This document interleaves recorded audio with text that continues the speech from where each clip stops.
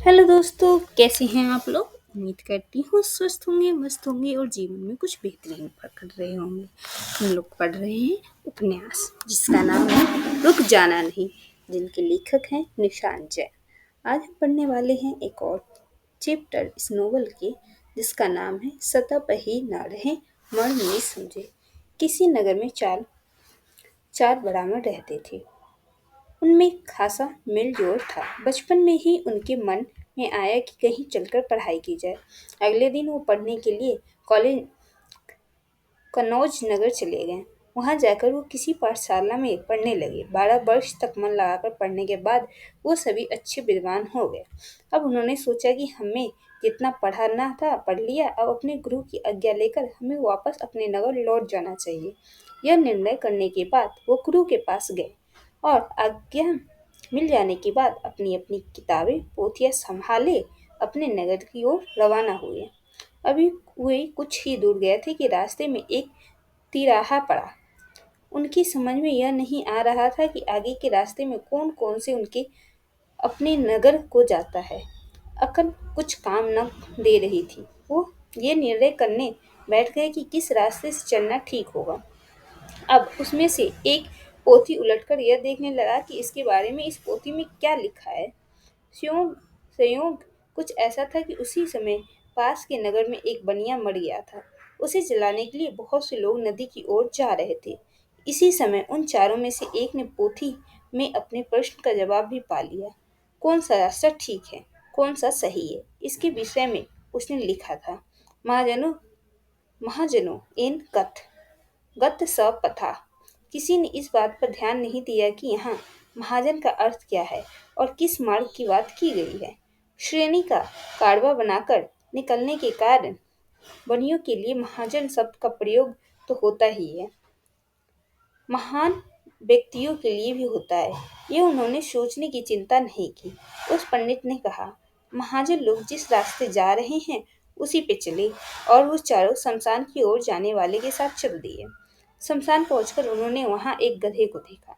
एकांत में रहकर पढ़ने के कारण उन्होंने इससे पहले कोई जानवर भी नहीं देखा था। एक ने पूछा, भाई यह कौन सा जीव है। अब दूसरे पंडित की पोथी देखने की बारी थी। पोथी में इसका भी समाधान था। उसने लिखा था, उत्सवे व्यसने प्रापते दुर्भिषते शत्रु संकटे राजद्वारे शमशाने च तिष्ठति श बांधवा। बात सही भी थी। बंधु तो वही है जो सुख में, दुख में, दुर्भिक्ष में, शत्रुओं का सामना करने में, न्यायालय में और शमशान में साथ दे। उसने यह श्लोक पढ़ा और कहा, यह हमारा बंधु है। अब हम इन चारों में से कोई तो उसे गले लगाने लगा, कोई उसके पांव पखारने लगा। अभी वो यह सब कर ही रहे थे कि उनकी नजर एक ऊंट पे पड़ी। उनके आचरण का ठिकाना न रहा। वो ये नहीं समझ पा रहे थे कि इतनी तेजी से चलने वाला यह जानवर है क्या भला। इस बार पोथी तीसरे को उलटनी पड़ी और पोथी में लिखा था, धर्म से तब ऋता गति। धर्म की गति तेज होती है। अब उन्हें यह तय करने में क्या रुकावट हो सकती थी कि धर्म इसी को कहते हैं। पर तभी चौथे को सूझ गया एक रटा हुआ वाक्य, इष्टता धर्मना योजयता यो योजयता, यानी प्रिय को धर्म से जोड़ना चाहिए। अब क्या था, उन चारों ने मिलकर उस गधे को ऊंट के गले से बांध दिया। अब यह बात किसी ने जाकर उस गधे की मालिक धोबी से कह दी। धोबी हाथ में डंडा लिए दौड़ा हुआ आया। उसने देखते ही वो वहां से चपत हो गए। वो भागते हुए कुछ ही दूर गए होंगे कि रास्ते में एक नदी पड़ गई। सवाल था कि नदी को पार कैसे किया जाए। अभी वो सोच विचार कर ही रहे थे कि नदी में बहकर आता हुआ पलाश का एक पत्ता दिख गया। संयोग से पत्ते को देखकर पत्ते के बारे में जो कुछ पढ़ा हुआ था वो उनमें से एक को याद आ गया। आगमिष्यति यत् पता तत्पार ताड़ यति, यानी आने वाला पत्र ही पार उतारेगा। अब किताब की बात गलत तो हो नहीं सकती थी। एक ने आओ न देखा न था, कूदकर उसी पर सवार हो गया। तैरना उसे आता नहीं था। वो डूबने लगा तो एक ने उसको चोटी से पकड़ लिया। उसे चोटी से उठाना कठिन लग रहा था। यह भी अनुमान हो गया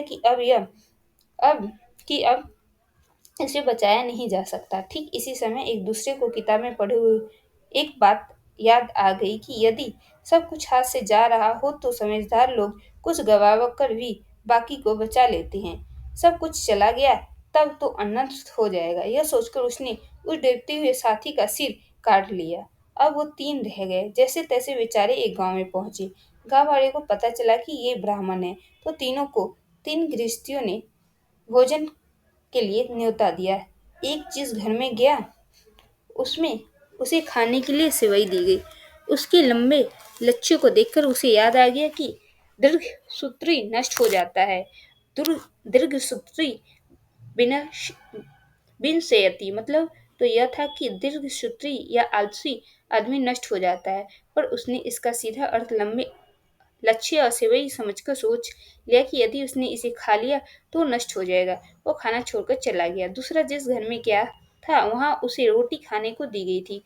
पोथी फिर आड़े आ गई। उसे याद आया कि अधिक फैली हुई चीज की उम्र कम होती है। अति विस्तार विस्तृण तदा भवेता न चिरायुषम चिरायुषम। वो रोटी खा लेता तो उसका उम्र घट जाने का खतरा था। वह भी भूखा ही उठ गया। तीसरे को खाने के लिए बड़ा दिया गया। उसमें उसमें बीच में छेद तो होता ही है। उसका ज्ञान भी कूदकर उसकी और बड़े के बीच में आ गया। उसे याद आया कि छिदे शन छिदे श्रवण नथा बहुली भवंती। छेद के नाम पर उसे बड़े का ही छेद दिखाई दे रहा था। छेद का अर्थ भेद का खुलना भी होता है। यह उसे मालूम ही नहीं था। वो खड़े बड़े खा लेता तो उसके साथ भी अनर्थ हो जाता। बेचारा वो भी भूखा रह गया।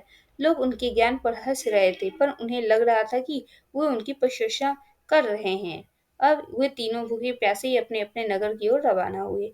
ये कहानी सुनाने के बाद स्वयं स्वयं सिद्धि ने कहा, तुम भी दुनियादार न होने के कारण ही इस आफत में पड़े। इसलिए मैं कह रहा था, शासित शासित गए होने पर भी मुक्ता करने से बाज नहीं आते। पंचतत्व की यह रोचक कहानी स्वयं में बहुत ही निहितार्थ समेटे हुए पढ़े लिखे होकर भी लकीर के फकीर बने रहने वाले इन चार विद्यार्थियों की यह कहानी थोड़ी अतिशयोक्तिपूर्ण जरूर लगती है, पर यह प्रत्यक्ष अप्रत्यक्ष तौर पर हमें जिंदगी और साथ ही परीक्षा और जिंदगी दोनों की तैयारी के लिए दिशा देने का भी करती है। आइए चर्चा करें।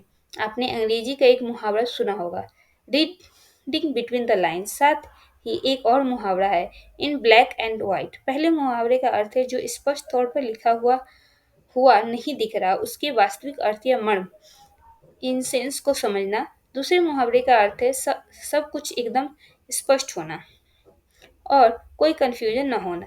रीडिंग बिटवीन द लाइन्स की प्रासंगिकता आजकल के दौर में इसलिए ज्यादा है अब जब कुछ अब अब सब कुछ इन ब्लैक एंड व्हाइट उपलब्ध नहीं होता। कहने का मतलब यह है कि किसी भी कथन या अध्ययन सामग्री का शाब्दिक लिटरल अर्थ पकड़कर लकीर के फकीर बनने के बजाय उसका निहित अर्थ या वास्तविक मर्म अभिप्राय समझना ही आज की मांग है।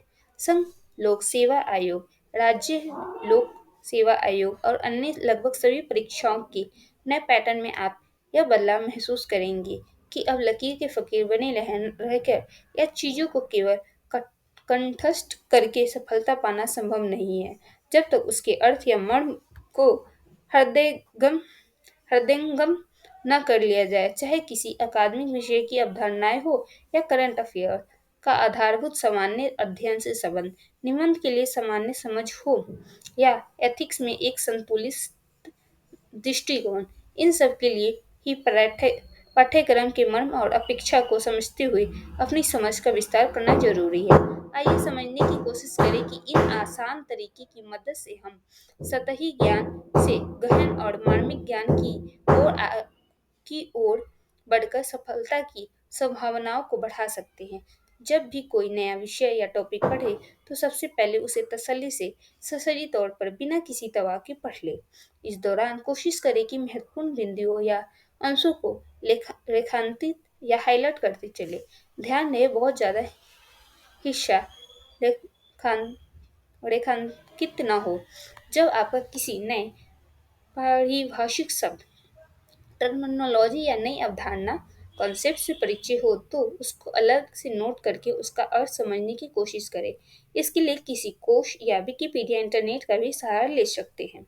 यदि जरूरत महसूस हो तो किसी संदर्भ ग्रंथ की भी मदद ले सकते हैं, रेफरेंस बुक की भी मदद ले सकते हैं। पढ़ना एक बात है और उसे समझना, उस पर मनन करना दूसरी।